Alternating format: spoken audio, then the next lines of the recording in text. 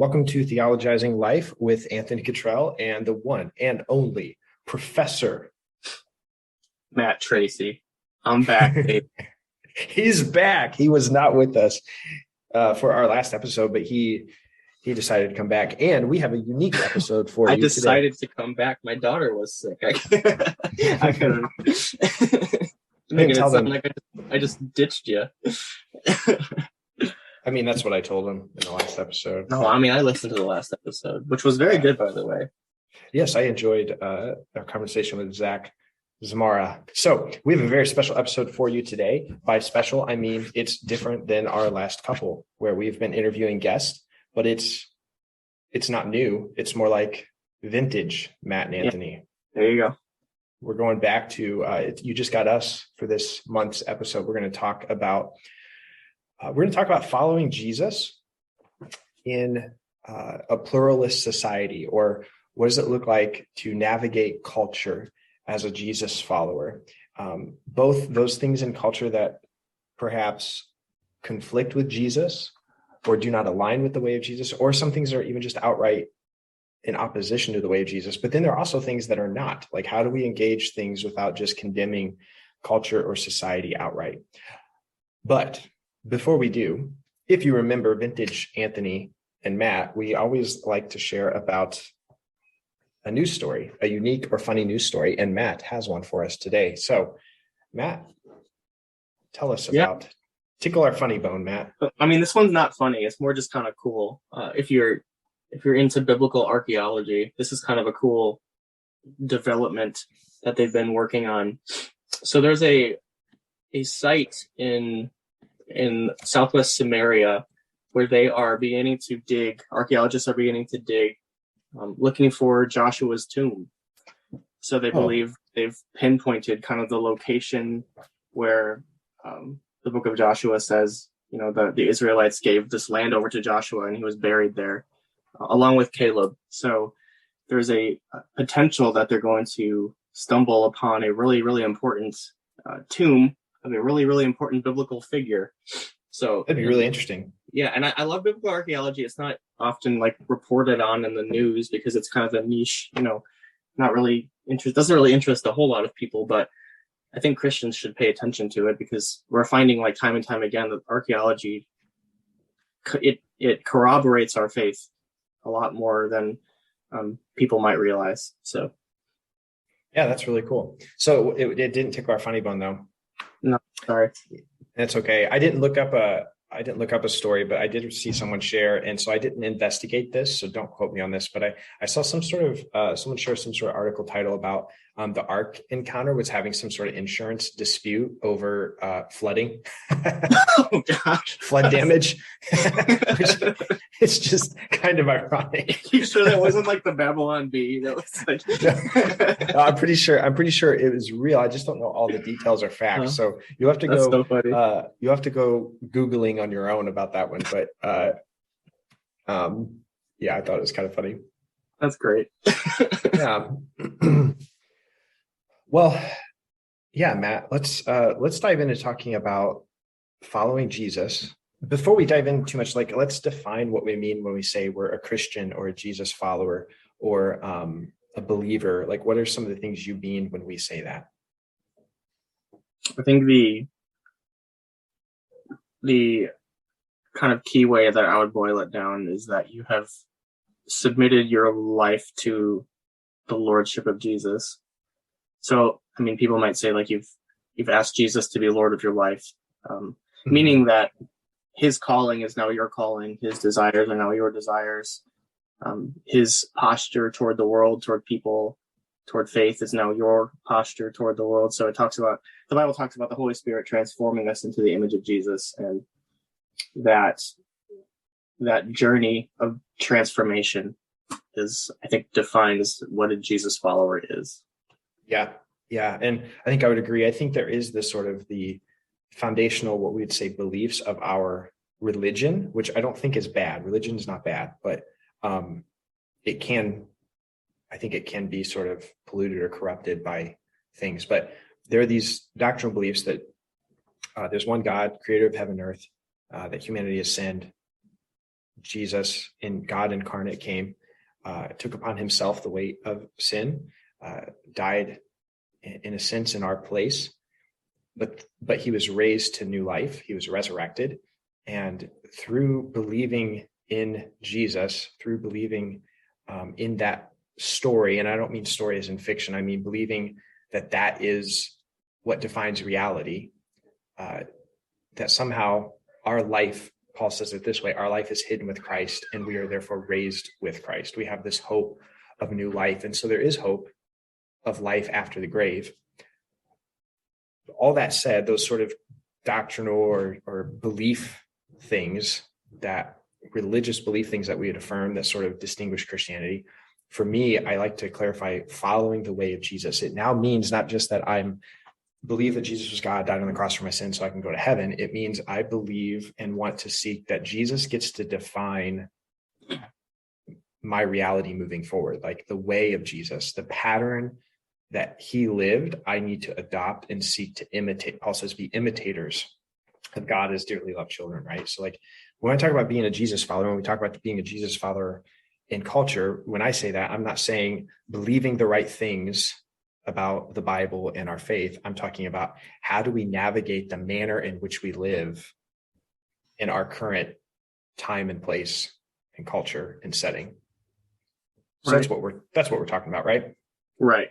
And I believe like there's a place for correct doctrine, correct theology, but I think the emphasis that we both have when it comes to being a Christian is a desire to allow, like you said, Jesus to transform your reality going forward. And so like correct doctrine, correct teaching, that's all a part of that. It's important. And there's a place for that as well, but that's not the core issue at hand. Yeah. And we will speak more to that in a little bit, I think, because there's some things I think are important to note about that. But what are some of there's some divides, it seems, or obstacles, perhaps, in following Jesus in our time. We've sort of identified them as there seems to be these dichotomies, these either or ways of viewing the world, these dichotomies between the sacred and the secular, or between the physical and the spiritual, or even between those who are saved and then the rest of the world and even other people who are not yet believers. And it seems like, at least in certain Christian circles, there's these opposing, and we've sort of made enemies out of the secular, or enemies out of even the physical, or enemies out of the world and people. And so navigating our current cultural context, our current time and place as a Jesus follower means like waging a culture war, or rejecting the secular, or, huddling in what I call holy huddles. And yeah, what are some of your thoughts about that? Go ahead and just wax eloquent, Matt. Is that the battle we're fighting? Yeah, and I think I've heard that term before, culture war, when it comes to like Christian values being kind of under assault, so to speak, in today's day and age. And I don't know, that doesn't seem to me like a productive way to engage the situation. We're not fighting a war against our culture, right? We're fighting a war against the lies of the enemy, the spiritual forces. And so we're not going to war with people. We're not going to war with like man-made creation. And so I think that the divides that we tend to, lean toward like separating ourselves from the world. The Bible says like, don't be someone who is of this world, and we can talk about what that means, maybe. But again, there's a place for that. But the divides, I think, that we manufacture are not divides that Jesus himself would have advocated for. Yeah. So how do you think of what we would call things that are sacred and things that are secular?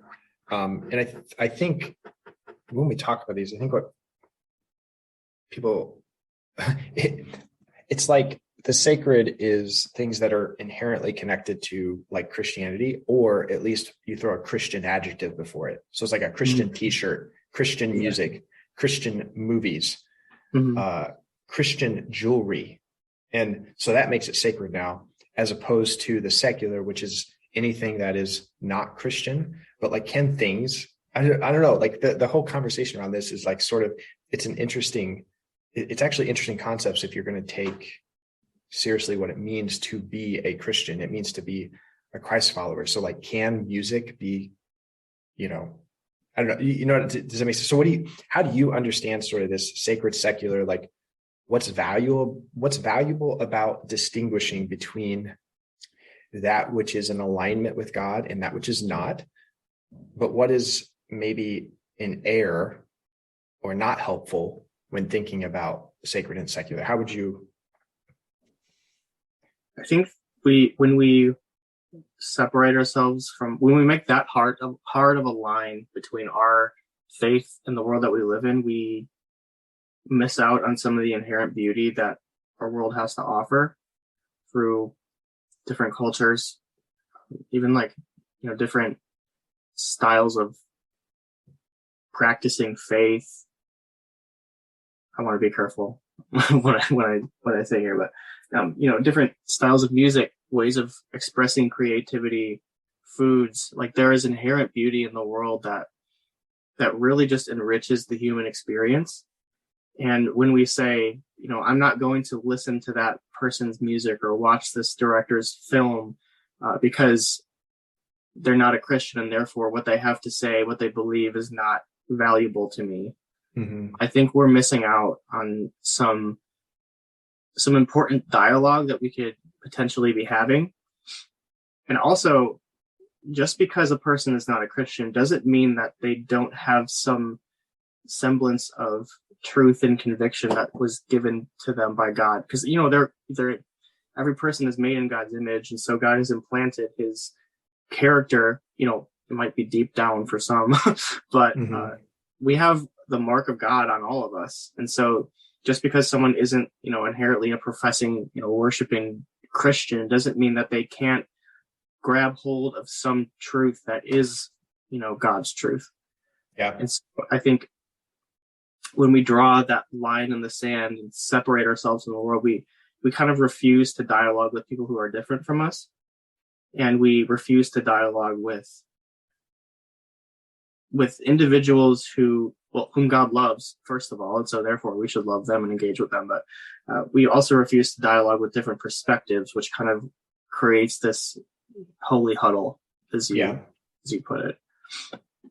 Yeah. I think maybe a way to say this too, what you're saying is we believe culture is amoral. There are aspects of culture that can be immoral. Like if within a culture, amoral and immoral is what we're making here. Yeah. So amoral meaning without moral. It's neutral.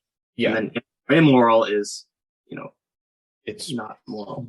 something we'd say is wrong or not ethical, right, or not righteous. And so if within a culture it's acceptable to treat these people of certain social categories as less than human, like they're essentially animals, like that's an immoral aspect of a culture that is harmful, and you don't need to accept that or adopt that or whatever. But then there's other things of culture. And I think the best example is food. I think sometimes we just don't even think about this, but food is an expression of cultural diversity. And food is a good gift of God that even in scripture is something that is to be celebrated. And so like eating, Matt and I, there's a Thai restaurant in Warsaw that we like. There is. Yeah. And there's Mexican restaurants that are more or less authentic. That was strange. Like I live in Warsaw, Indiana, and there's an awesome Hispanic culture here, and some of the best Mexican food you'll ever find. Yeah, it's good. Tiny Midwest town, which is it's interesting.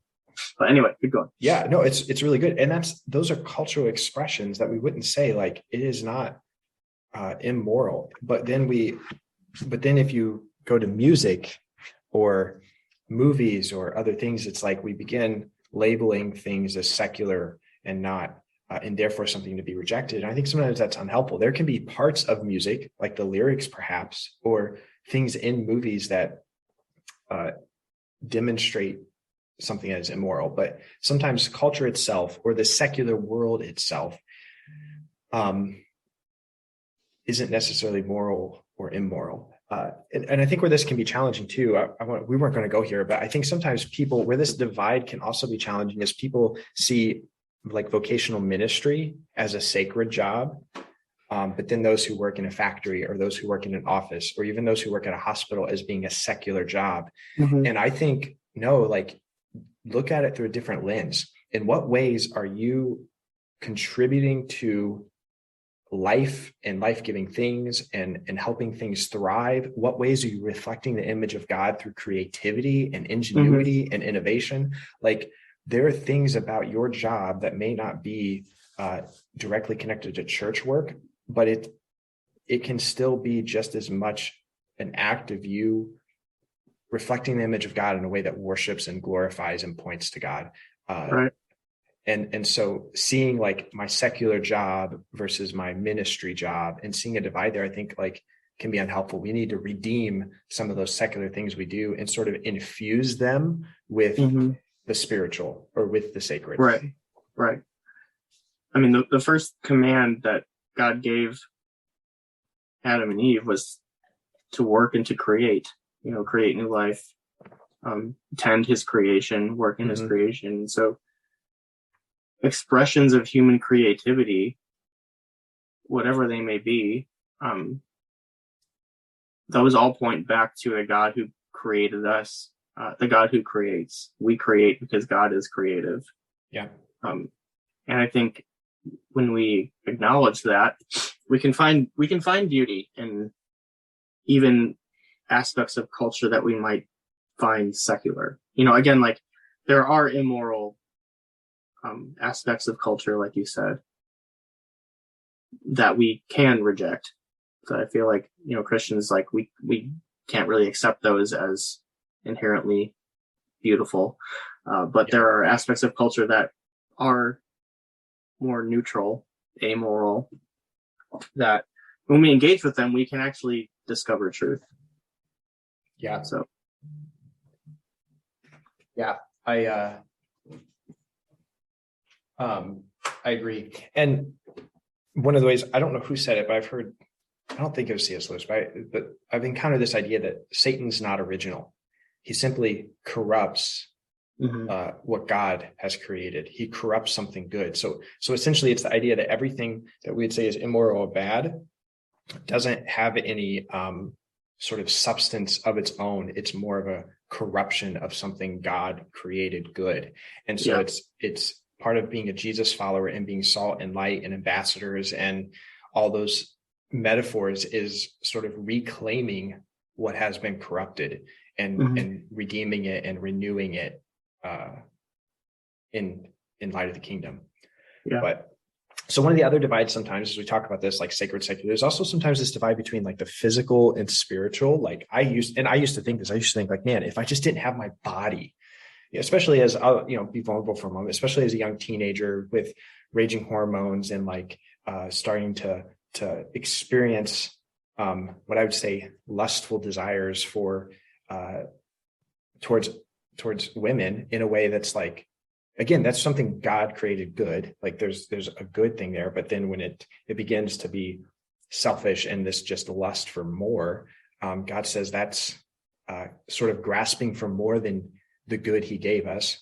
But as a teenager, I remember thinking like, if I just didn't have this body, if I was just spiritual, if my spirit were free from this body, I would be holy. I would be a good Christian. But then I've learned like, that's not exactly the picture scripture paints, is it, Matt?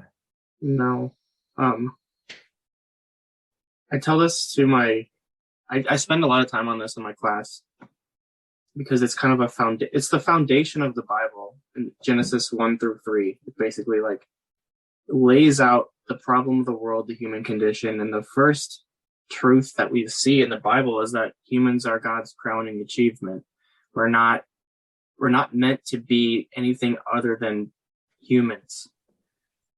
God created plants and animals and water, and he said it was good. And then he created humanity and said it was very good. Like, we are the icing on top of the cake of God's creation. Yeah. And so being a person is inherently beautiful, because being a person means that we are the only beings on earth that can have an intimate relationship with our Creator. And so we can't strive to be anything other than human. That's impossible. We can't somehow like change our genetic code. And, that's not even what God promises in the end. The promise, the hope that we have is resurrection, restored bodies. We're not going to be like angels floating around on the clouds. Like, we were not created to be, nor will we ever be anything other than human. And so there is no divide there. There shouldn't be any kind of divide between what we experience in our humanity and what God would have for us, to experience. Like you always say, we're embodied souls. That's one of the things that you say all the time. That's one of your the things that you remind me of sometimes when you're giving me counsel. And it's true. Yeah. I say it to our congregation a lot. We are embodied souls. And I had a professor say, like, a disembodied hope is not full victory. Like, a immortal soul. Also, I think there's an argument that, like, that's a little bit more reflective of Greek paganism. This idea that the afterlife is this disembodied existence of our immortal souls. The picture we have, Scripture says that Jesus is the first fruits. The picture we have is of resurrection and Jesus's resurrected body. Now, it seems that resurrected body is a little bit different than the unresurrected, unglorified body, but it's no less physical. Like, the Gospels make it very, we sometimes read through this and don't recognize it, but like that scene in John's Gospel where Jesus eats breakfast with them on the seashore, he makes fish and he eats with them, where they can touch him. They're trying to make a point. He was bodily raised. He's not like a ghost or is an apparition, like he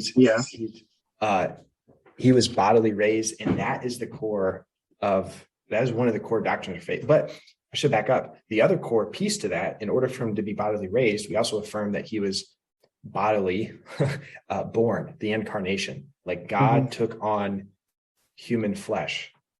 And so God, the hope of redemption is the redemption of our bodies, and the hope of redemption for creation is new creation, a renewed, restored creation, back to that what you referenced in Genesis, that very good state of creation. Like, God doesn't want to tear down what he built. He wants to restore that which is good. And there are those scriptures where Paul talks about like his flesh, and I think we need to distinguish, like, there is you said it a second ago, but like, I think there is a divide between the physical and spiritual because of the brokenness in our lives. But the aim of the good news is not to further separate that divide, but to rather heal that divide and make it whole. Right. And so there is this struggle sometimes with the ways that our physical bodies have been corrupted with sin. And that's both like moral sin, but also the physical, like, health issues we deal with. That also speaks to it. Like, our decaying bodies is something Scripture talks about too, as being a result of the fall. So there is that, but the goal or the hope is for that to be healed and made whole. And there is also scriptures that talk about like the earth being consumed with fire. And we need to understand that fire in Scripture is often this purifying agent. Like, it's God's intention is to, Paul writes that all creation groans in hopeful anticipation for the day the sons of God will be revealed. Like, all of creation is waiting to be redeemed. So essentially, in short, we've just talked a lot about this, but there's not really a divide necessarily between the physical and spiritual. And there's actually an ancient sort of heresy called Gnosticism that tried to make this divide, that like the spiritual is inherently good and the physical is inherently bad. And part of why it was heresy is it said Jesus didn't take on human flesh. He was a spirit. And then there were some extreme versions of it. So there are some versions that like harmed the body. Like what's that called? That kind of like spirituality, when like essentially like self-harming. Flagellation or something like that. Like the monks would whip themselves in the back.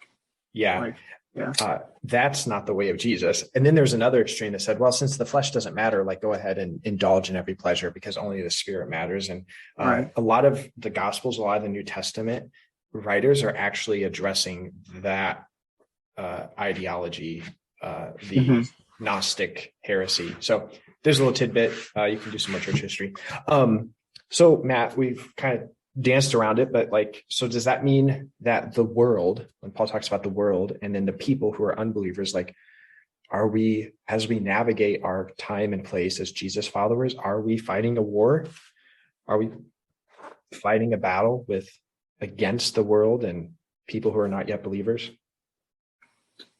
I mean, a war would imply that we want their defeat when really what we want is their restoration. Yeah. And so, no, we're not fighting a war. That's good. Like I know good, wonderful, genuine Christians who are so grieved by the state of the world that like they long for the destruction of evil people and justice to be served, and they rejoice when they see like, you know, the CIA just killed a really prominent Taliban leader through a drone strike yesterday, and there are people who are absolutely rejoicing that, you know, justice has been served. And that's a very human way of thinking about things, I think. Because in God's view, justice has been served, and his intention for all people is that they would be redeemed, not through punishment, but through, you know, the resurrection of Christ. And so, yeah, I guess the idea of like fighting a culture war means that there's going to be a winner and a loser. And as the, you know, the winning side, we have to go and like take back holy ground and things like that. And I just think that's the wrong question to be asking, the wrong approach. Yeah, I do too. I believe and why this matters, I think, is for when we see people as the enemy. First of all, Paul says we do not fight against flesh and blood, but against principalities and powers and spiritual forces in high places. Like there's a darkness that animates the evil in our world, and there are humans that are enslaved to that, and some that are even victims to it. And Jesus and God's desire is to liberate them. So I think it's dangerous as we can begin to demonize and see people that God loves and people whom God desires to rescue as the enemy. And that posture is not helpful if you're going to follow the way of Jesus. You know, like it's sort of actually contrary to following the way of Jesus. And there's this cool scripture just to also affirm what we're saying with scripture. Ezekiel 33:11 says, "Say to them, as surely as I live, declares the sovereign Lord, I take no pleasure in the death of the wicked, but rather that they turn from their ways and live. Turn from your evil ways. Why will you die, people of Israel?" Like, I don't know if there's any more explicit of a declaration from God than that. Like, I take no pleasure in the death of the wicked. Well, if we're to imitate God, we should take no pleasure in the death of the wicked, but rather that they turn. Like, so I think seeing people as the enemy can set us up to have the wrong posture. I think seeing the world as being so corrupted that God just is going to cast it aside isn't helpful. And this could be another podcast, but I've been convicted, and I want to be clear, this isn't everyone's conviction, and I don't need to impose my convictions on other people, but like we try to recycle. Now, we're not fanatics about it, but like the world was created good, and part of the first command God gave to humanity was to exercise dominion, to subdue the earth and exercise dominion. And it's this idea of essentially being sort of these almost like vice regents or these rulers on behalf of God in creation. And the goal is to rule it in a way that would please God in a way that would reflect God. So the world, even creation itself, I mean, the Psalms talk about how the earth, I think it's the Psalms, the earth is full of the glory of God. Like creation itself is not the enemy. And then even the world, like the larger world, if we talk about people, we kind of already addressed that, but like the world out there, this is the way I like to think about it. We're to reject the way of the world, but we don't reject the world, for God so loved the world. So I don't know. That's what I'd say about that. Do you have any other thoughts about that? No, I think that's well summarized. Don't reject the world, reject the way of the world. I think that's a key truth. Yeah. Well, which kind of leads us to, okay, so there are these divides, but how do we cross the divides? And you have sort of these three ways of kind of framing how we interact with the context and culture in which we live. Could you sort of explain and lead us through those? Well, I mean, there's more than three, and these are just kind of three broad stroke, like frameworks that I just kind of came up with as I was thinking about this. But when we approach a secular world, quote unquote, a world that is not following the way of Jesus, I think there are a couple of ways that Christians tend to lean toward when we go into the world, when we think about how to interact with these things, interact with culture, interact with people.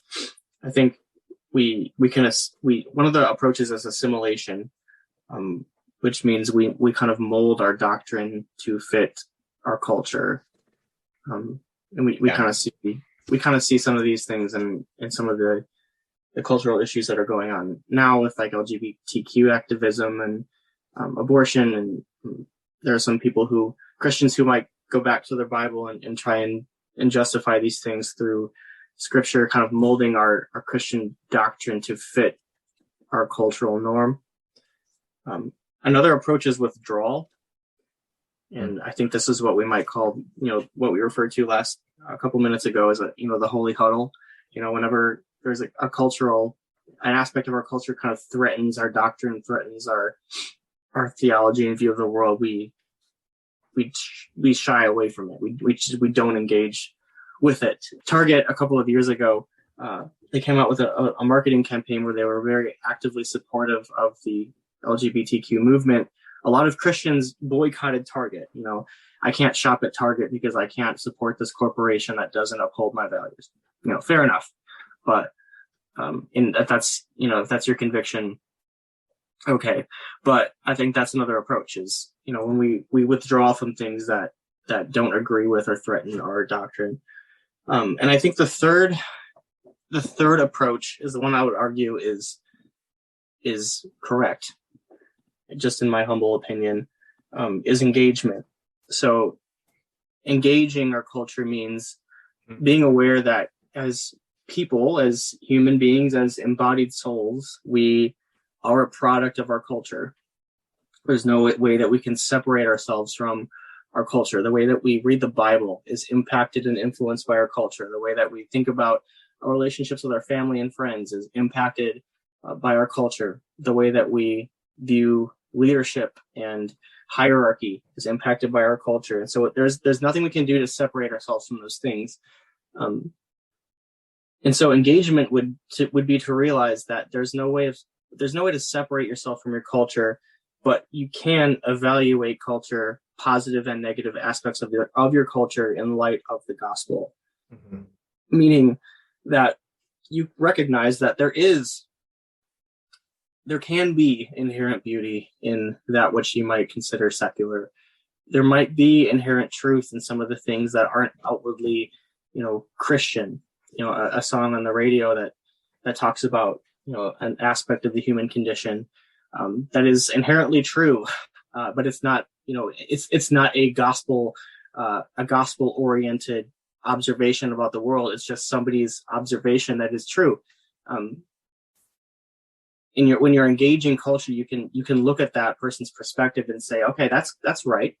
I can see that it's not maybe fully true because it doesn't have Jesus at the center, but there is truth there to be grasped. So assimilation, withdrawal, engagement. You might have other approaches that you've seen before, but I think those are kind of three big ones that we tend to see. And we talked earlier about, not on the podcast, but you and I have talked earlier about, like, there's actually biblical precedent or an example of engagement in Scripture. Mm-hmm. Could you tell us about the Apostle Paul and sort of the example he gave us? Yeah, there's a really cool story in Acts 17 where Paul is in Athens, which is that Athens was like the bedrock of Greek philosophy. You know, the pinnacle of like world education. You know, if you think of like an Ivy League college, Oxford University, or something like that, like an institution. That's where the world's scholars were from. Yeah. That's where I think it says in that chapter 2 that, like, I could be wrong if it's there, but I think it says something about, like, they sort of enjoyed. Yeah, I think it is there. They enjoyed even just hearing about diverse philosophies. Exactly.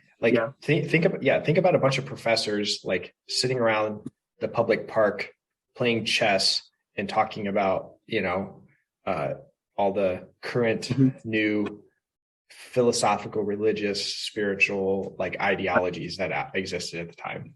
Right. Yeah. That's what Paul was walking into.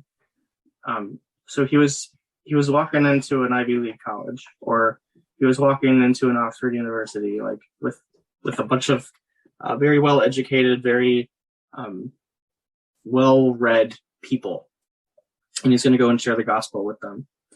And these Athenians, the Bible says they were Epicurean and Stoic philosophers. So they came from a particular school of Greek philosophy. And they approached Paul and they said, what is this person trying to say? He seems to be advocating for foreign gods. This is verse 18. They said this because Paul was preaching the good news about Jesus and the resurrection. So they're saying, he's preaching about a God that we've never heard of before. And they took him and brought him to a meeting where they said to him, may we know what this new teaching is that you're presenting? So like you said, they were curious. They said, there's knowledge that we don't yet have, and we want to understand it. And so these people, they weren't hostile toward Paul like a lot of people were. They were more curious, and they wanted to engage and understand where he was coming from. So Paul stood up in the meeting and said, people of Athens, I see in every way that you are very religious, for as I walked around and looked carefully at your objects of worship, I even found an altar with this inscription, to an unknown God. So you are ignorant of the very thing you worship, and this is what I'm going to proclaim to you. And he really beautifully shares the truth of the gospel with these people. And so what Paul is doing is he's saying, I've observed that you are very well read, and you are seeking spiritual truth. And that's good. But the problem is that even the gods that you are finding yourselves worshiping are not enough for you to fully be satisfied. And so you have to make this temple for an unknown God, in case you're missing one. We're just going to cover all our bases here. And Paul is saying, that unknown God is actually the Lord Jesus, who is the one true God, the true vehicle for salvation and true spiritual fulfillment. And so, Paul he doesn't go into Athens and say, these Epicurean and Stoic philosophers, I'm not going to engage with them because they're not Christians. They're seeking enlightenment and knowledge through these other schools of thought. Paul goes into this very well-read, very educated society, and he finds the good in what they're doing. He says, I see you're very religious. I see that you're seeking spiritual truth. You're seeking knowledge. But here's where the gaps are. And he uses that cultural element, that cultural kind of trademark of Athenian Greece to proclaim the truth of Christ. And I think that approach, you can take that approach to any culture, a culture who, this is a ridiculous example, a culture who worships through food, just hypothetical. You could say, food is a wonderful gift of God, and you can see the beauty in that, and point them to the God who gives good gifts and proclaim the gospel that way. And so I think that's a really good example of where, Paul observes, seeks to understand a culture, the culture that he's in, and uses that which is good in that culture to point them toward an even greater truth. Yeah. And a good example of engagement. And what's interesting too is in that passage, it says Acts 17, it says, verse 27, it says, God did this so that they would seek him and perhaps reach out for him and find him, though he is not far from any one of us. For in him we live and move and have our being. As some of your own poets have said, we are his offspring. So I just want to point out within our Holy Scriptures is a quote from Greek poets, non-Christian sources, which also reveals that Paul was familiar with the Greek poets and the Greek philosophy. He engaged it in order to, as Jesus did, incarnationally enter into it and bring the redemption story to it. I also want to point out another thing that was interesting too, that echoes back what we were saying earlier. It says Paul proclaimed the good news of the resurrection to them. There is an emphasis in Acts, and as Paul proclaimed the good news, on the resurrection, because that's the essential piece of the gospel. I also wanted to point out, so again, assimilation, withdrawal, and engagement, there were examples of this sort of in the New Testament context too. So the Sadducees were kind of a group that assimilated. They were sort of the aristocracy, and they benefited from their relationship with Rome. And they were sort of, if you want to use today's terminology, they were kind of like the Jewish liberals of their day. And in some ways, they assimilated to the culture around them and enjoyed the benefits of sort of keeping Rome happy. Their power and comforts were preserved. Then there were the Pharisees, and they were kind of a little bit on the withdrawal. But even within the withdrawal, like they set themselves apart, but to the detriment of their ministry to the common people. They were so set apart that Jesus sort of condemns them for essentially making it too hard for the common people to be in relationship with God, or to feel like they could be in relationship with God. But then there was even a further extreme group of the Essenes who were like monks, and they completely withdrew from society and went out into these desert communities. But then we have Jesus comes, and the incarnate living word of God in the person of Jesus Christ, and he engages the culture around him and interacts with tax collectors and sinners and prostitutes, and gets accused of being a drunkard and a glutton, like Jesus models. And so this, again, echoes what we said at the beginning. Matt and I, when we think about being Christians, we think about it in terms of following the way of Jesus. So we want to follow the way of engagement. Similar to your three things, I heard someone say several years ago, the youth pastor friend talked about cultural things and talked about how there are some things we can receive. They're amoral, like you don't really need much discernment. Like you can receive that taco, and you can enjoy it with things. I will receive the taco. It is Tuesday as we're recording. It's Taco Tuesday. Yeah, happy Taco Tuesday. But it will be Wednesday when you listen to this. So Taco Tuesday will be over. But you can receive that taco with thanksgiving and gladness in your heart. Then there are things that we need to reject. There are some things, and I'm going to go here. There are maybe even some TV shows on Netflix that the content of which does not orient your heart to have in mind the things of God. And maybe you should reject it. It doesn't mean you reject all TV shows. It means there are some things that maybe we need to reject. And then there's some things we can redeem. And that's sort of what Paul does. There's these secular Greek philosophers, if you will, that he sort of redeems the truth that they were pointing to. And he sort of, he doesn't say it's not true. It's more like it's incomplete truth. And so as we participate with Jesus and the kingdom work around us, we participate in this bringing sort of redemptive wholeness to creation. That's the way I would. Yeah. Isn't that an easier way of going about sharing the gospel too? Like you're not going into the world and tearing down the foundations of what people believe. You're saying like there is good in what you believe, but there is more complete truth out there that you can grasp onto. And I think maybe that's why I'm so opposed to the idea of culture war. It's because war is destruction, whereas the way of Jesus is redemption. Good. That's good. Man, you know, Matt, we've said a lot here that'll preach, you know? Yeah.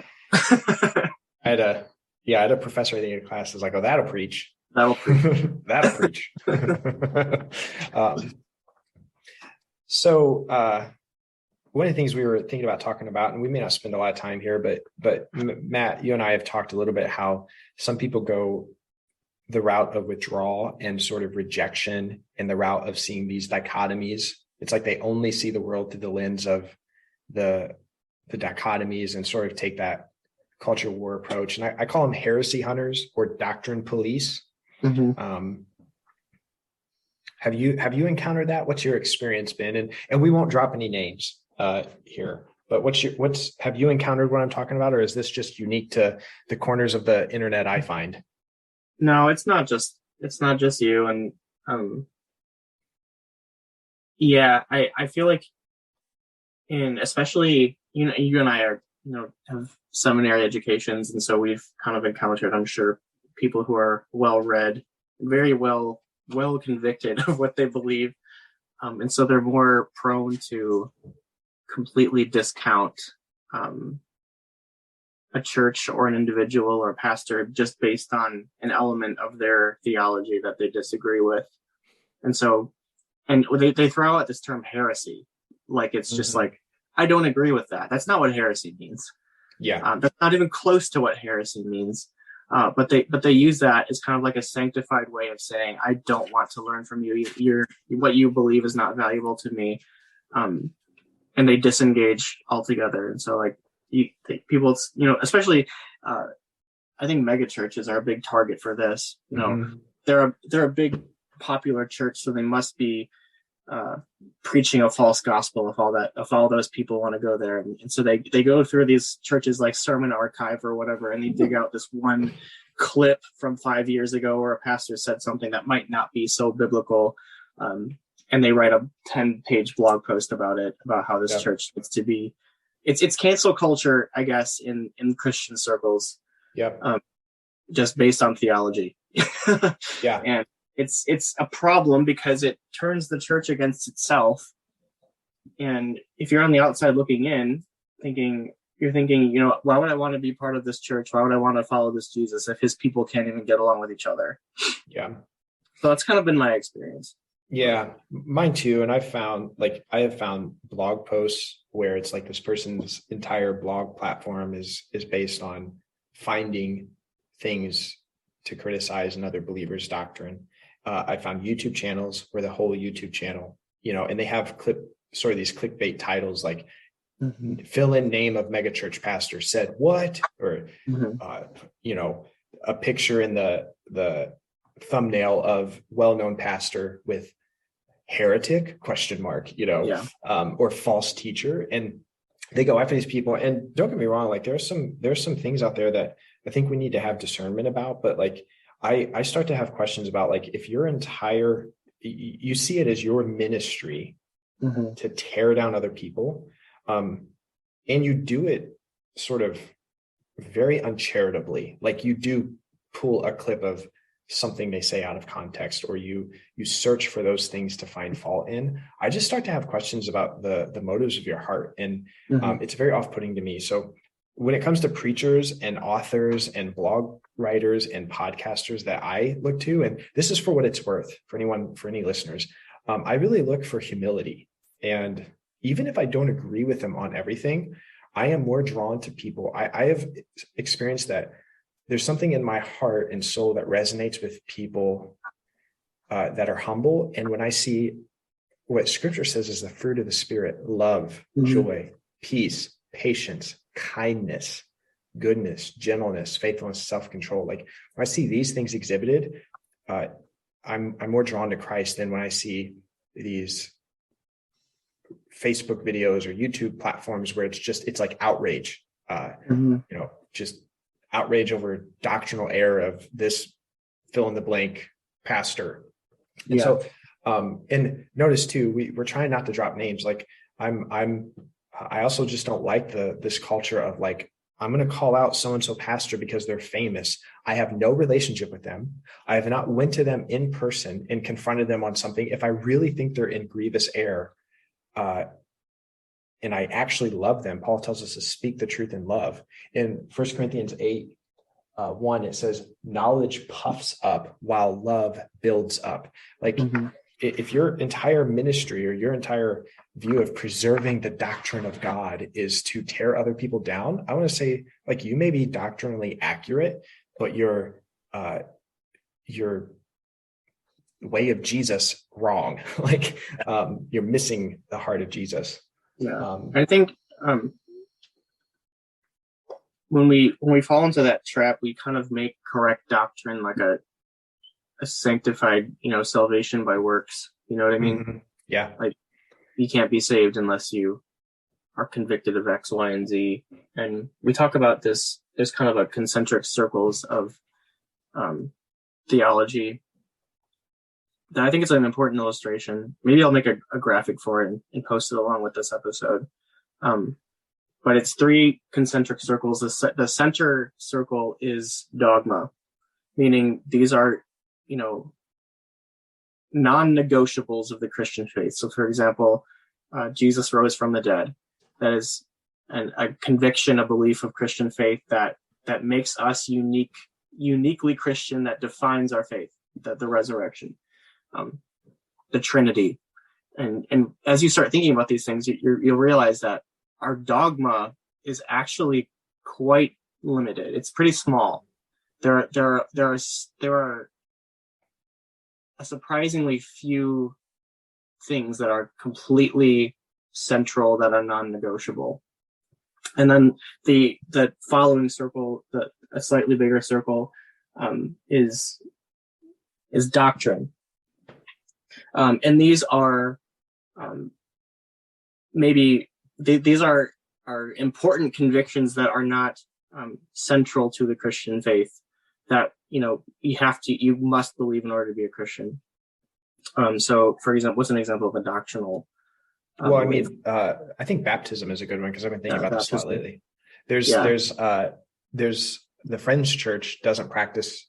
The Quaker Friends doesn't practice baptism because they believe that we do not need any ritual works of righteousness to come to God, and that John baptized with water, but Jesus baptized with the Spirit. And I'm sharing that because they appeal to Scripture, so they back up what they believe is Scripture. But then on the other end of the spectrum, there's people who believe infant baptism is the New Testament correlation to circumcision, that you are incorporated into the community as an infant through infant baptism. Right. So there's these different views on the doctrine of baptism, and is this real? Do we really need to not break bread with one another over this? Yeah. So and those are not just arbitrary, we're going to believe this. It's they are taking scriptural truth and interpreting it in a way that they believe to be the best. And there's a true intention to follow Christ through what they do, how they practice.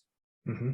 And then the bigger circles, so 3 concentric circles, you got dogma, doctrine, and then the biggest circle, the most wide-ranging circle, it's kind of infinite, is preference, meaning I'm a believer who connects with God primarily through hymns and liturgy. Mm-hmm. Yep. While there's another person who across the street connects with God through maybe contemporary music and more even charismatic prayer. Just preferences of the uniqueness with which God has created us to connect with him, that are different from other people, not right or wrong, just different. Yeah. So you can see the kind of descending order of importance, where dogma is you really can't call yourself a Christian if you don't uphold these truths. And then you have doctrine, which is I'm taking a core practice, a core truth of Scripture, and interpreting it in a way that I believe is most faithful to what God intends. Mm-hmm. That's important, but not as important as dogma. And then you have preference, which is, in the grand scheme of things, important to you in your spiritual life, but not important to salvation. Yeah. Yeah. And I think what's opposed to this is really harsh either or thinking. It's really hard to navigate stuff like this with this either or, like either it's all dogma or it's nothing. But I just want to point out that what happens though is you start saying you're saved by grace through faith in Jesus Christ, plus, whatever your traditions sort of major issues are, like, so plus you have to speak in tongues, plus you had to be baptized as an infant, or plus you don't drink or play cards or go to movies, like, plus you wear, like, don't cut your hair or wear a head covering. And it's like, man, when you look at all the different denominations and Christian traditions, you begin to like see like, wow, we've really added a lot to this dogma category. And like, I don't think that's what Jesus intended. And the other thing, when you look at it, so a really harsh either or thinking is kind of incompatible with this, but also not having humility. Like each one of these traditions, I've met Christians who I do not agree with, and they believe, like they genuinely believe that what they believe is true. And they're trying as best they can to be faithful to their interpretation of scripture. And I can sit back and say, well, they're just a little deceived in that belief and I'm right and they're wrong. But like, and that may be true on some things, but for us to sit back and think we're 100% right, and that's why we're part of our tradition preaches the Bible, like our tradition interprets the Bible most faithfully. Like, hopefully, as I say it out loud, it becomes obvious kind of how arrogant that is. And so I think sounds a lot like Pharisees. Exactly. Which also the heresy hunters, like if you read the Gospels, the people who questioned Jesus on why he healed on the Sabbath, or brought to him questions about sort of these doctrinal things related to the law of Moses, like the people who brought him those questions were the Pharisees. Right. Yeah. So anyways, one way my professor put it, again, with that dogma, doctrine, preference, was their dogma are those things written in blood, doctrine are things written in pen, and preferences are things written in pencil. And sort of the emphasis. I should name drop my professor, because I've like mentioned a couple of things that he taught in this episode. Dr. Chris Bounds at Indiana Wesleyan University. I think he's back there. He was at Asbury, but I think he's back at Indiana Wesleyan University now. So thank you, Dr. Chris Bounds. I am sure he does not listen to this, but I guess to bring it all together is when we're talking about engaging culture, we're also talking about different methods of engaging with God in culture, different theology, different preferences for worship. And as Christians, it's our responsibility to engage with those differences as well, to not make enemies out of fellow believers, to not make enemies out of churches. I think that is completely antithetical to what Jesus would have us do. And there is a place for loving correction, but I don't think there's any place for loving correction on the public stage. A blog post, a podcast, publicly calling someone out, like a lot of people tend to do in today's day and age. No matter how loving you think you're being, it's not loving to be public about that. And I just think that's a toxic element of Christian culture that needs to be, I think we need to work on that. I mean, myself as well. I'm guilty of that as well. To some extent, but me too. Yeah. But we try not to, and we try not to make this podcast or our conversations in private or whatever. We try not to major on that. Yeah.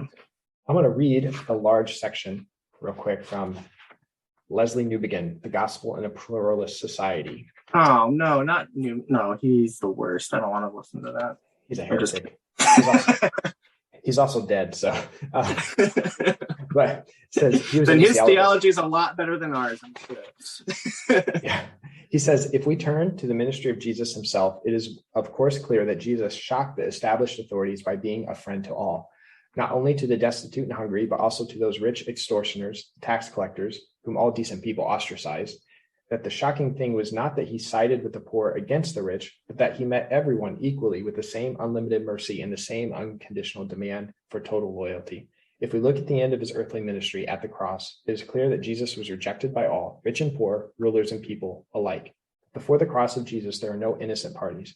His cross is not for some and against others. It is the place where all are guilty and all are forgiven. He says, I began this chapter by saying that the question of contextualization is a question about how the gospel comes alive in a particular context. The history of the church and missionary experiences certainly show that this coming alive happens in a myriad of different and unpredictable ways. Nevertheless, the gospel is not an empty form into which everyone is free to pour his or her own content. The content of the gospel is Jesus Christ in the fullness of his ministry, death, and resurrection. The gospel is this and not anything else. Jesus is who he is, and though our perceptions of him will be shaped by our own situation and the mental formation we have received from our culture, our need is to see him as he truly is. This is why we have to listen to the witness of the whole church of all places and ages. And then lastly, he says, true contextualization happens when there is a community which lives faithfully by the gospel and in that same costly identification with people in the real situations as we see in the earthly ministry of Jesus. So let's try to follow the way of Jesus and engage the culture around us. Good stuff. Thanks for listening. Like, share, post on social media. Yeah. Do you want to give a preview of what's coming up? Episodes? Near future. I think we were talking to a friend of ours who is can be, as we talk about doctrine, please, who is a woman in ministry. And we've talked about it before on this podcast, but we're going to kind of talk about it again because it seems to continue to be an issue in some circles. And so we just kind of hear her story. There's a family member of mine who was a pastor for years and right now is working in the secular world, and if you will, and they are now trying to be a pastor to pastors. And so they have unique insight on sort of what it's like to be a pastor. And we'll talk about them at just sort of tips and insights and things they learned in their years of ministry. And it'll be interesting. It's sort of a peer behind the curtain of pastoral ministry. But I think even if you're not a pastor, there'll be some things to talk about there. And then Matt and I have tossed around the idea of doing a question response. Yes. I don't want to say question and answer because Matt and I do not pretend to have all the answers, but we enjoy responding. So we'd like to do an episode like that in the near future, but we need your questions. And if you'd like to submit a question, you can go to our Facebook page and look for Theologizing Life and become a follower of the page, like the page and all that good stuff. And then you can submit a question there via public comment, or you could private message us as well. We're on Instagram as well. And Instagram. Yes, like and follow us there as well. And then share our pages, help promote. If you think this podcast is meaningful and helpful and, not subpar. What we're known for. The most not subpar podcast around. We're not. It's not awesome. It's not significantly above par, but it's at about par. Theologizing Life. We're adequate. Oh man, we should probably end the recording now.